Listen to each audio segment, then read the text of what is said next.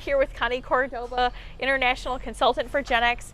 We're here at Trutman Dairy Farms here in Wisconsin in the USA, and we are talking about how a consultant approaches a dairy farm. So Connie, what do you look for when you come to a dairy farm? First, find the farmer and have a short discussion on what are his or her concerns, so I can focus better. After that short conversation, if he wants to come with, I'd rather do that in the walkthrough. If not, I can go by myself. I get my notebook out and just start walking. I like to start with the dry cows, and I look at the dry cow barn and see the cows are comfortable, their body condition score is even, they're not too fat, they're not too thin. And just general view, look at the diet, if it's, it is going to be a good diet for transitioning to lactation. That's what I usually look for and take notes, and how many are lying down, how many are standing. After the dry, I go to the pre-fresh, which is usually 3 weeks before calving. And that's also really important if I get just when they're being fed, because that's another thing. We don't want them to get with low dry matter intake. We want them to eat all the time. General outlook that they're healthy. I like to look at the cows before numbers. So what are the cows telling me? So then I go to the post-fresh, and that's really important because that's when all the diseases come in play. So I like to walk in front of them and see, are they eating? How are the nose is wet, it's not dry. You can feel if she has a fever or not. And then I walk behind them and see, how's the manure? Is it loose? Is it hard? Is there still some vaginal discharge? How's the smell of it? And if I see something strange, and then I try to get the number of the cow, so when I have the discussion with the farmer, I can tell them, what I found. So that's mainly what I look for. The maternity pen. Usually, you find a cow calving, so that helps. But if not, just the general aspect of it. Is it clean? Is it all full of manure? Is it comfortable? Is it dry? And then when I'm done with that, I go to the milking herd. That is usually no issues. Just to make sure that there's always feed in front of them. It's just like licking the bun clean, then that is not good. They don't have to suffer hunger at all. And when I'm done with that, I go to the babies, to the calves. And all go through the same process. If they're comfortable, if they're healthy, if they have diarrhea, I can just, maybe just check if they have pneumonia or some cough, and just general health of the animals. And when I get all that information, and then I look at the numbers to see if what I'm seeing matches the numbers. And sometimes I find that the record keeping is good, sometimes it's not as good, that they need to record more data.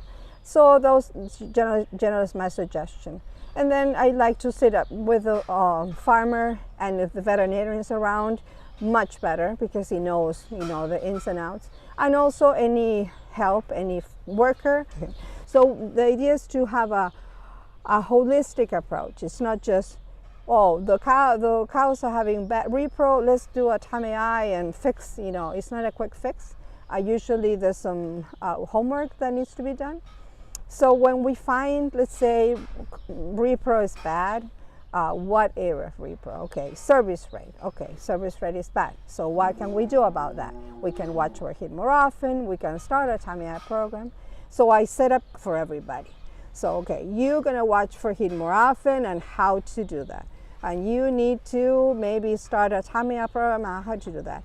So when I schedule a follow-up visit, I check if the chores were done or not. So I make people responsible too. It's not that you come and impose anything. It's their choice if they want to do what I suggest.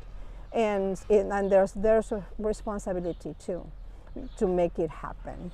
And then I come back and I see why that didn't work, why they were not able to do so, and we go from there.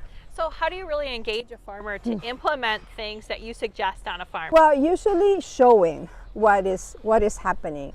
Farmers are very busy, and they sometimes get so knee deep into the ins and outs of the farm daily chores that they're happy to finally have somebody to come, oh, really? I didn't think about that. Huh, you might be right. And you have all kinds of personalities, so you have to work around that too. So some are more, and you need to show data. So, you know, in the other farm or this farm, they did that with the similar situation and they were great. So, you know, I think you should do that. When you explain things like that, you know, and you're respectful and you just make suggestions, and I think that helps, and that's how you usually go about it. So one of the main goals on a dairy farm is for a cow to achieve a pregnancy and make milk. So going to a farm for the first time, really what are some of the things that you notice on most farms where you can suggest something to do? Transition period is, I think, the weakest link in many farms. Usually farmers don't link a postpartum disease with reproduction. Right?